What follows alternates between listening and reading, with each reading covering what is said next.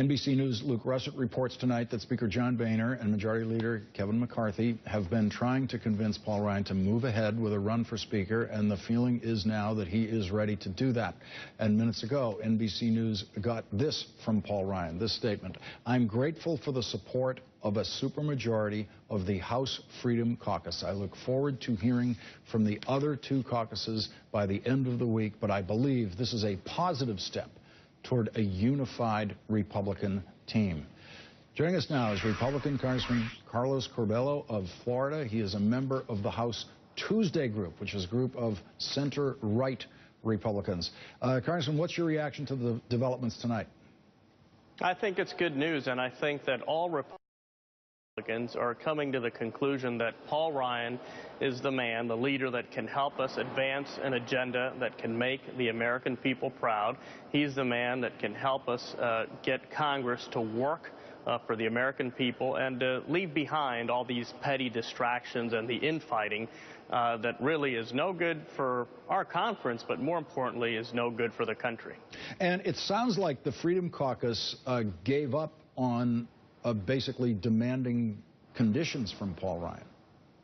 Well, I think that they have probably reached the conclusion, and although it's not a formal endorsement, it's a de facto endorsement. If 75% of the members in that caucus are supporting him, they're realizing that the strategy that they had adopted, whereby they were apparently trying to veto every single candidate, was just going to lead to a dead end, and that if we want to move forward ideas, if we want to show the American people that we can govern, that we can get things done here, we all need to unite behind a leader, and this is very important, we need to set realistic expectations.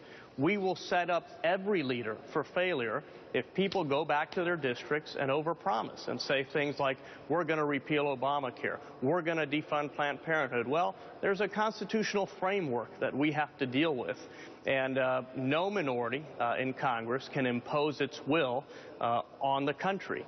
So we need to be honest with our constituents if our leaders, if Paul Ryan or anyone is going to be successful. When you find yourself in conversations with your Republican colleagues, maybe some in the Freedom Caucus, who believe that they can push forward some of these ideas like repealing Obamacare, for example, and you say to them, look, there's a president of the United States who's going to veto that if by some miracle we can get it through the Senate, what is their response to you? Well, that's the great irony. A lot of the members of that caucus call themselves constitutional conservatives, which, by the way, I consider myself a constitutional conservative, but that requires us, number one, to understand that the Constitution is the product of many compromises, and that it's okay to reach compromises here in Washington, D.C. That's what Ronald Reagan taught us when he worked with Tip O'Neill and a Democratic Congress. It's what Newt Gingrich and Bill Clinton taught us, two people who really didn't like each other very much, yet found ways to get things done. So I think everyone's coming to the realization that in this country, thank God, in order to get things done, unless one party has absolute control over the government, we have to sit at the table. And that means that no one is going to get everything they want. But as long as we're working towards our goals, a stronger economy, a greater nation, more opportunities for every single American, that's a good thing. Is there anything that Paul Ryan is going to be able to achieve as Speaker in the rest of this Congress that John Boehner could not have achieved as Speaker? Well, I think Paul Ryan is certainly going to bring us together. We're seeing that already.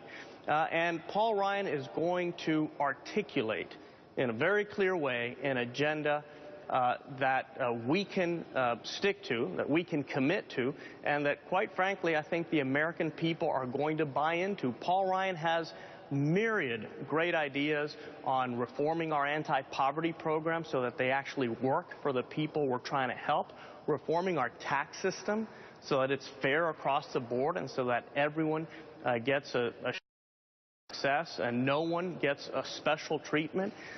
These are ideas he's been working on for many years, and now he's going to be in a unique position to advance them. All we have to do is look to his work in the Ways and Means Committee, all of the time he has spent traveling this country, visiting impoverished communities, and seeking out the best solutions to give everyone a brighter future and a shot at success in this country. That's what we can expect for Paul Ryan, and it's what a lot of Republicans have been calling for.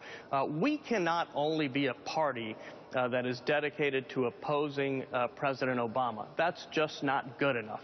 We have to articulate an agenda, a set of ideas, and that's where Paul Ryan is going to help us a lot. Just quickly, Congressman, before we go, can you think of one legislative item that Paul Ryan can actually get through the House of Representatives and then through the Senate and signed by the President that John Boehner could not have done?